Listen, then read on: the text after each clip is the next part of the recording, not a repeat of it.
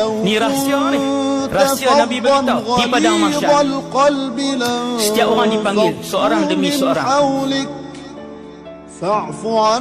Allah panggil, dia pun datang. Tidak ada perantaraan kita ketika itu dengan Allah Subhanahu Wa Taala.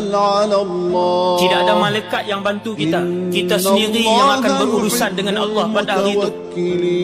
Membawa buku amalan kita yang syarat dengan ribuan dosa besar. Berdiri dalam keadaan tunduk kepala. Takut kita.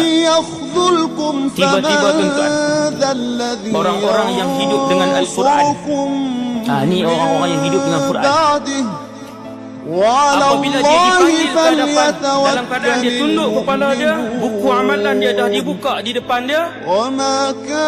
Ketika nak ditimbang sejam demi sejam apa yang dia lakukan, seminit demi seminit apa yang dia lakukan di dunia, tiba-tiba ada orang yang bercakap bagi pihak dia. Dua orang itu adalah surah Al-Baqarah dan surah Ali Imran. Surah Al-Baqarah dan Ali Imran akan menjadi peguam bela kepada mereka-mereka yang hidup dengan Al-Quran.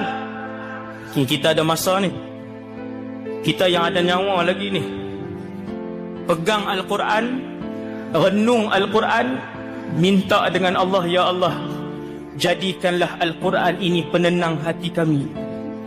Jadikanlah Al-Quran ini penghibur masa kami. Jadikanlah Al-Quran ini pendamping kami pada setiap masa, ya Allah. InsyaAllah Allah campak dalam hati kita, kita cinta Quran. Setiap hari kita pegang Quran. Tuan-tuan bayangkan, tengok surah Al-Baqarah dan Ali Imran berhujjah di hadapan Allah, mempertahankan tuan mereka yang menghidupkan Al-Quran dalam kehidupan mereka. Tuan-tuan tak mau lagi? Ni rahsia ni. Rahsia Nabi beritahu. Tadi dia dalam barzakh, surah Al-Mulk. Ni di padang mahsyar, kita dalam keadaan tunduk, tiba-tiba ada orang mempertahankan kita. Kita pun angkat kepala kita, kita tengok Al-Baqarah dan Ali Imran sedang berhujjah di hadapan Allah. Alhamdulillah, tak perlu cakap. Kata Rasulullah, sehingga habis buku amalan yang ditulis, Al-Baqarah dan Ali Imran masih mempertahankan kita sampai habis. Tak mau lagi tuan.